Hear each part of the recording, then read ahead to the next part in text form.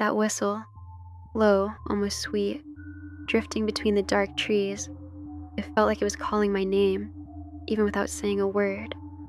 Ah, hi, I'm Luma. This feeling of something familiar suddenly becoming a silent threat. Mm. It's from the story Maya told me. She's 16 years old. And what she experienced in those woods, it left a cold echo right here in me. It's one of those stories that comes from a coraçãozinho, you know? And we change the name, but we keep the whole shiver inside. Have you ever felt that way? Like the nature that sometimes welcomes you suddenly shows teeth? So, settle in there. Is the armchair comfortable? Cosmo has already nestled here listening with me. Let's go back to the beginning of this story. Let's feel it together with Maya, when everything still seemed just like silly teenage wandering. My name is Maya, and okay, I admit it. I kind of ran away from home that afternoon. Not really running away, you know? More like, taking a shortcut away from the noise in my own head, the pressure from school, my mom asking me for the 10th time if I thought about which planet I wanted to save in college. Ugh, I just needed silence. A place where nobody expected anything from me for a few hours. And that place had always been the woods, the Black Creek State Preserve, which started almost at the end of our street. Almost is the key word. Technically, we weren't supposed to go in that way. There was a half-fallen fence and some old signs saying private property or no trespassing, which everyone had ignored for years. It was our forbidden kingdom when we were younger. Now, at 16, it was just a refuge. That day, the sun was already getting low, painting the sky orange in a sort of melancholic purple. I told my mom I was going to meet Sarah at the library. A lie. A small one, but still, a lie. I grabbed my old backpack with a water bottle, my battered sketchbook, and earbuds, my shields against the world, and went the opposite way. Hopped the rickety fence with the ease of someone who'd done it 1,000 times, and stepped into the woods. Coraçãozinho. That first deep breath and sigh, you know? The smell of damp earth, of decaying dry leaves. The light filtering through the high canopy, creating patterns of shadow and sun on the ground. It was like stepping into another world, a quieter world, more mine. The first 20 minutes were good. A strange peace. Just the sound of my sneakers crunching on dry twigs, the distant call of some night bird already preparing. I wasn't even going very deep, just enough to feel like civilization had been left behind. I felt that little spark of teenage rebellion, you know? Doing something I shouldn't, but that felt so right for me at that moment. I needed that silence, or silence interrupted only by my own thoughts and the low music in my headphones. I turned off one side to stay aware, of course. I'm not stupid. I started drawing in my notebook, sitting on a fallen log covered in moss. Just doodles, really. Strange faces, patterns of leaves. Anything to get the image of the last math test out of my head. Time. It passes differently in the woods, doesn't it? When I lifted my head, startled by how quickly the light was fading, I realized the sun had almost disappeared behind the hills. The shadows were long, very long, and they danced in a way that was slightly odd in the breeze that started to blow. Okay, Maya, time to head back. Enough escaping for today, school tomorrow, and probably getting grounded. I put my notebook back in the backpack, stood up, brushed the dirt off my jeans, and that's when I felt it for the first time. Do you know that feeling, coraçãozinho? That click? That moment when the atmosphere shifts without warning? The air gets a little heavier, the silence a little more attentive? I can't explain it. I didn't hear anything different, didn't see anything, but it was as if the forest held its breath, along with me. That feeling of I'm alone here suddenly didn't feel so true. I shook my head. Nonsense. It's just the end of the day, the light leaving. The dark always makes us a little like this, right? Nervous for no reason. I forced my feet to move back towards the trail I came from, but now, every snap of a twig seemed louder, every rustle of leaves more intentional. My headphones. I turned the music off completely. Now I only heard the forest and my own breathing, which suddenly seemed very loud, too human, in a place that for an instant felt like it belonged to something else. I started walking a little faster, the little heart here in my chest. Thump, thump, thump. Faster too. It wasn't panic yet. It was alert, hyper-aware. Every tree seemed to have eyes, every shadow, the potential for movement. Ridiculous, I know. I knew this part of the woods. I'd never seen anything scarier than a squirrel or a lost opossum. but then came the smell. Faint at first, carried on the breeze. A burning smell, like a campfire, wood burning. Normal, right? Someone camping deeper in the preserve. Made sense, even though camping was kind of forbidden there. But it wasn't just the smell of clean smoke. There was something else. Something kind of metallic, sweet and cloying at the same time. Like burnt plastic mixed with old incense. I don't know how to describe it. It was a wrong smell. That didn't belong in the forest. I stopped again, sniffing the air. It was coming from deeper in the woods, not far. Off the trail, I knew, and along with the smell. Now I noticed a light, very faint, orange, flickering, winking through the denser trees in the direction the smell was coming from. A campfire. It had to be, that's all. But who would make a campfire there, in that hidden spot? And with that smell? Curiosity? Curiosity. It always comes, doesn't it, coraçãozinho? Silent and treacherous. Even with the weird feeling on the back of my neck, even with the growing urge to run home, a part of me needed to know. What the heck was that? I took a deep breath. Just a quick look, Maya, I told myself, in a whisper that seemed way too loud. From far away, without getting close, I stepped off the familiar trail, started walking slowly between the trees towards that little orange light and that stomach-churning smell. The ground was softer here, covered by a thick layer of dead leaves, muffling my steps a bit. The darkness was denser too, the canopy blocking the last remnant of light from the sky. The feeling of being watched got stronger, almost physical, like cold hands lightly brushing the back of my neck. I kept walking, coraçãozinho, each step more hesitant than the last. The smell grew stronger with every meter, that sickly sweet burnt mix. It was almost nauseating now, and the orange light wasn't just a glow anymore. It was a real bonfire. The flames danced high, orange and lively, illuminating a small circle in the middle of the dense woods, a place where the trees seemed to pull back a little. I stopped behind a wide, mossy log, my heart hammering so hard I was afraid something might hear it. I peeked carefully over the old wood. What I saw? I don't even know how to describe it properly to you. It wasn't a normal campsite. No tent, no sleeping bag, no people. At least none that I could see. It was more like an installation. A very bizarre thing set up there, hanging from the branches of the trees around the bonfire, were shopping carts. Yes, shopping carts. The metal kind, you know? Dozens of them. Or maybe not dozens, but it looked like a lot in the flickering firelight. Some were intact, others dented, twisted, and they were tied to the trees with thick ropes, suspended, like metallic, rusty fruit in that secret clearing. Others were stacked strangely, forming almost, sculptures? Or barriers? Like a macabre playground made of junk metal? What kind of person does this, coraçãozinho? Takes shopping carts deep into the woods and hangs them from trees?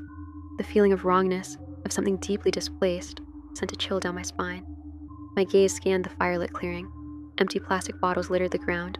Some rusty tools leaned against a tree. But still, nobody. And then, I saw what was directly above the bonfire.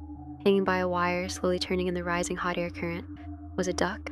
One of those old garden ducks, ceramic or painted plastic, you know? Colors already faded, kind of charred by the heat coming from below. Except, on the duck's back, sitting like a sinister rider, was a doll. A baby doll, or what was left of it. It was melted, charred, limbs twisted by the heat. One plastic eye had run down the blackened plastic cheek. The little mouth, maybe once smiling, was now a deformed, dark hole. The whole thing looked like it had been sacrificed there, on that bizarre makeshift altar. I felt my stomach really churn, had to put my hand over my mouth so I wouldn't make a sound. That melted doll, that charred duck, the hanging carts, that wasn't the work of just any camper. That felt ritual, like something you see in a horror movie, but right there, in front of me, real. And the bonfire, it was lit. Someone had been there recently, or still was, somewhere, watching me. The fear now was different, not just the strangeness of the place, but the feeling that whoever did this wasn't normal. Maybe they were dangerous. I pulled my phone from my pocket with trembling hands. My first reaction, maybe stupid, was to take pictures, document this craziness, prove to myself, and maybe Sarah, if I ever dared to tell her, that I hadn't imagined it. I snapped a few photos, the click of the phone sounding like thunder in the tense silence. A photo of the hanging carts, one of the melted doll on. Try to document the fear, or would you run? I think a part of me was still trying to find a logical explanation, but the longer I looked, the more logic disappeared. The bonfire crackled loudly, sending sparks up into the dark air, and it was as if the crackle woke something up. The feeling of being watched intensified tenfold. Now it was a cold certainty in my spine. I am not alone here. I thought about turning back, running for the trail, for the fence, for the safety of my lit street. My instinct screamed it. Leave, Maya, now. But, there was something there. A morbid curiosity mixed with the fear. A stupid teenage part of me that thought, maybe it was just someone eccentric? A weird artist? A harmless hermit? What an idiot I was. I took a few more cautious steps, still hidden by the trees, trying to circle the clearing to see if there was another path, something else. And that's when the air turned, freezing, seriously cold, like winter had suddenly arrived in that small part of the forest. I could see my own breath puffing out like white smoke in front of my face. Strange, because seconds before it hadn't been that cold, and along with the cold came the sound, low, almost inaudible over the crackle of the fire. A whistle. You know that specific shiver, coraçãozinho? The one that starts right at the base of your neck and creeps slowly down your spine like both fingers are touching you? It was that one. It wasn't just any whistle, not a bird, not someone calling a dog. It was melodic, a simple, repetitive tune, slow, almost like a distorted lullaby, and it was coming from, somewhere nearby, from the shadows beyond the reach of the bonfire. I froze completely, motionless. My blood felt like it had turned to liquid ice. Every cell in my body screamed danger, but I couldn't move. All I could do was listen to that whistle, slow, steady, getting closer. It was hard to tell. The sound seemed to float, come from everywhere and nowhere at the same time. Wee, ooh, wee, wee, wee, wee, ooh. A tune that might have been pretty in another context, but there, in that macabre clearing, with that smell in the air and the cold gripping my bones, it sounded like the soundtrack to the end of the world, or at least, my end. I needed to get out of there. Now. The stupid curiosity died completely, replaced by pure visceral dread. I turned slowly, taking the utmost care not to make a sound, ready to run back to the trail, and my eyes found something else, in the opposite direction from the whistling, partially hidden behind a wide tree in the half-light, but still visible.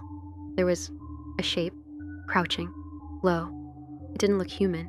It was, covered in something. Leaves? Mud? It seemed to blend in with the forest floor, and it was still, completely motionless. Facing my direction, I couldn't see a face or eyes, just the low, crouching silhouette, watching, waiting. The whistling continued. Wee, ooh, wee, wee, wee. From one side, the crouching still shape, on the other, the bonfire with the burnt doll in the center, and me, caught in the middle of that nightmare. The fear turned to pure panic. My body finally reacted, legs unlocked by terror. I didn't think. I just ran. I ran in the direction I'd come from, stumbling over roots, branches scratching my face and arms. The sound of my own desperate footsteps, my ragged breathing, seemed to echo absurdly loud. I didn't look back. Didn't want to know if the crouching shape had moved. Didn't want to know if the whistling was closer. I just wanted out of there, out of that part of the forest that had become something else, something old, something wrong, something that whistled distorted lullabies in the dark. I ran, coraçãozinho, ran like my life depended on it, and maybe it did. The trees whipped past like dark blurs on either side, my lungs burning, searching for air in that cold, charged atmosphere. I didn't dare look back. Every sound in the forest, a twig snapping underfoot, the rustle of leaves, even the startled cry of a night bird, made my heart do a painful leap against my ribs. Did it stop whistling? The question echoed in my mind, even as I ran. The silence now felt as threatening as the whistling had been. Was it following me? Or was it the other thing? That crouching shape? Both? The thought gave me a new surge of panic. I forced my legs to go even faster. Finally, I spotted the main trail, the one I'd entered by, that led back to the fallen fence, to my street. Relief flooded my body so strong it almost made me stumble. I reached the trail, panting, bending over, hands on my knees, desperately trying to catch my breath. Cold sweat dripped down my forehead, mixed with dirt and maybe a scratch or two from the branches. I stayed there for a moment, just listening. listening beyond my own ragged breathing. The forest seemed quiet again. The weird smell from the bonfire was gone, or maybe the breeze had shifted. The whistling didn't return. No sound of pursuit. Nothing. Could it be? Could I have made it? Had I escaped whatever that was? But you know how it is, right, coraçãozinho? That feeling that just because you don't see or hear the danger anymore doesn't mean it isn't there. Hidden, watching, waiting. Still trembling a little, I started walking along the trail, now in the right direction, towards home. The initial relief was giving way to a fear that was more, deep. A fear that came from the understanding that I had stumbled onto something I shouldn't have. Something secret, maybe ancient, and definitely not friendly. That image of the clearing, the carts, the melted doll, the whistle, the crouching shape, was burned into my mind. I needed to get home, needed the light, the safety, even if it was the annoying safety of my mom's questions. The woods, which used to be my refuge, now felt hostile. Every dancing shadow cast by the moon peeking through the clouds seemed like a potential threat. I started hearing voices in my head. Not strange voices, just my own. Panicked thoughts. What if that thing followed me here? What if it's waiting for me at the fence? What am I going to tell Mom? She'll kill me if she knows I lied and came to the woods. But I need to tell someone. No one will believe me. They'll think I made it up, that I don't know. The internal conflict made me even more nervous. Walking fast, almost running again, along the familiar trail that now seemed strange and threatening. I rounded a bend and almost screamed. Standing right in the middle of the trail, about 10 meters away, was a deer. A large buck with an impressive rack of antlers. He just stood there, motionless, staring at me with those dark, liquid eyes that seemed to reflect the moonlight. For an instant of pure, irrational terror, I thought it was something else, disguised. I held my breath. We just stood there, staring at each other, the deer and I, for what felt like an eternity, but was probably only 5 seconds. He didn't move, didn't seem threatening. He seemed ancient, wise maybe, or just curious, as surprised to see me there as I was to see him. Then, as silently as he appeared, he turned his huge, elegant head and disappeared into the woods beside the trail like a ghost. My heart was still pounding hard, but the calm and normal presence of the deer seemed to break the spell of fear a little, anchored me back to reality. It's just the woods, Maya. Normal animals live here. Maybe everything back in the clearing had a less supernatural explanation. Maybe it was just very weird people doing weird things. Dangerous, maybe, but people. That idea, unbelievably, was slightly less terrifying than the alternative. I kept walking, a little calmer now, but still alert. The fence was close. I could see the faint lights of my street shining through the trees. Home, safety, almost there. But terror has a way, doesn't it, coraçãozinho? It likes to give one last touch, that final reminder that you're never completely safe.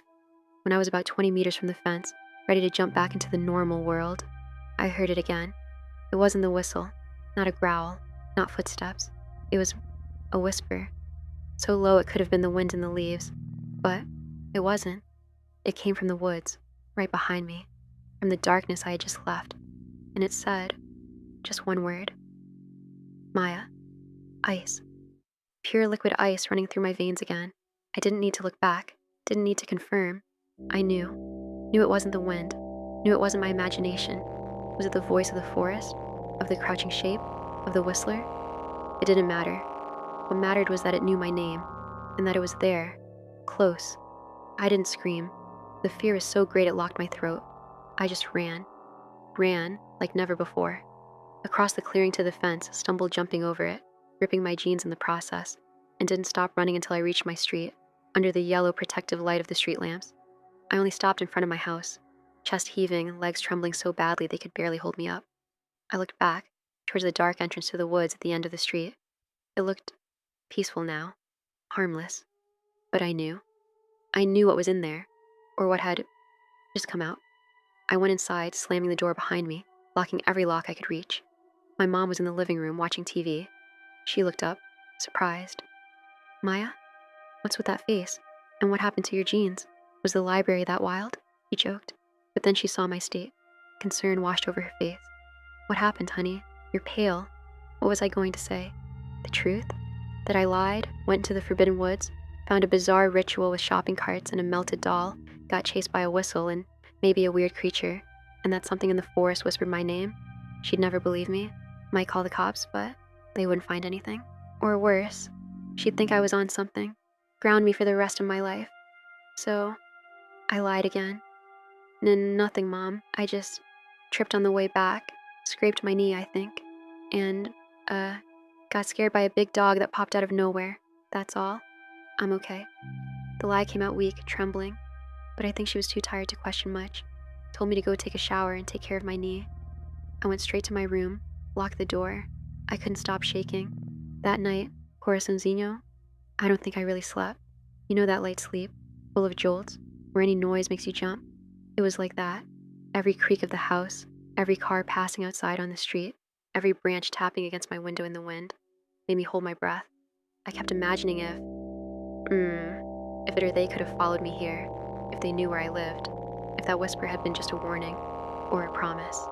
The image of the clearing kept replaying, the hanging carts like metallic specters, the orange, hungry glow of the fire, the charred duck with that thing melted on its back, and the whistle.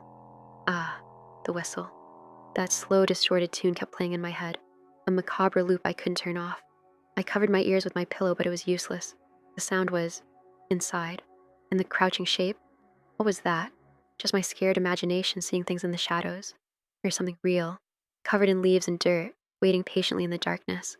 And the whisper, Maya, so low, almost intimate, but so full of intention. That was the worst part. It wasn't a random sound of nature. It was targeted. It was for me. I wondered for hours who would do something like that. Why? What kind of ritual was it? Was it crazy people? Some kind of weird cult hiding in the woods near a normal neighborhood? Or was it, something more? Something that belonged to those woods, older than the houses, older than the town? That idea scared me even more. Because crazy people, maybe the police could handle. But something older. I thought about telling Sarah the next day, my best friend. But how? Would she laugh? Think I was exaggerating? Or worse, would she be terrified and never want to walk near those woods with me again? I ended up keeping it to myself, like an ugly, heavy secret. In the following weeks, I avoided the woods like they were radioactive, didn't even go near that fallen fence. Any strange noise at night put me on high alert. The smell of smoke, even just from a neighbor's barbecue, made me nauseous. The whistle? The whistle. Luckily, I never heard it again, nor the whisper. But the feeling, that feeling of having peeked behind a curtain I shouldn't have, of having seen something that wasn't meant to be seen, that stayed. The feeling that the normality of the world was just a thin layer, and right beneath it, hidden in the forest, in the dark, in the shadows, existed something else, something old, strange, and maybe hungry, that knew my name. I was never the same on that trail, in that part of the woods again. That place that was my refuge became the home of a fear I couldn't explain, and maybe never would. That was the story she told me, coraçãozinho. And here, Maya's message ended, with no conclusion about what she saw, about who was there. Just the raw account of a night of terror and the lingering feeling that something wrong lived far too close. And that feeling? It stays with us, doesn't it? After hearing a story like this, the idea that the places we consider safe, familiar, can hide dark corners, secrets that whistle in the wind. It's deeply unsettling. Thinking about Maya at 16, carrying that fear, that memory, our hearts ache a little, right? The loneliness she must have felt, unable to share what she saw, afraid of not being believed. It's a type of haunting that perhaps hurts more than the ghosts themselves. This story, it doesn't have a monster with claws and teeth jumping out. Its terror is atmospheric, whispered, atmospheric, whispered, psychological. It's the fear of the unknown, of the inexplicable ritual, of the presence that insinuates itself in the corner of your eye, in the whistle lost on the wind, in your own name spoken by something that shouldn't know it. It's the kind of fear that seeps in slowly and sets up camp right inside us. Were they just eccentric and dangerous people? A cult? Or did Maya truly stumble upon something older, protecting its territory in strange and macabre ways? We're left with the questions. And maybe, like she herself said at the end of Chloe's story, sometimes it's better not to have all the answers. What did you think, coraçãozinhos? What did the story awaken inside you? That bizarre campsite, the whistle, the crouching shape, and the final whisper. Which part left you with the most Mmm, chill down your spine? Tell me down in the comments or over on Instagram. I want to know how you all felt about this. Sharing the shivers helps make them a little lighter, I think. And please, stay aware, not just in the forest, but in familiar places. Trust your intuition.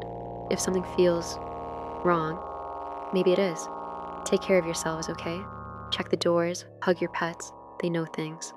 Cosmo is almost asleep at my feet here. I think he sensed the tense part is over. Thank you for staying with me, for feeling my story together. It means so much to have you here. Now go on. Try to empty your mind of these images. Hard, I know, but try and dream beautiful, even after the whistling in the darkness, Sparkle's heart tree paw.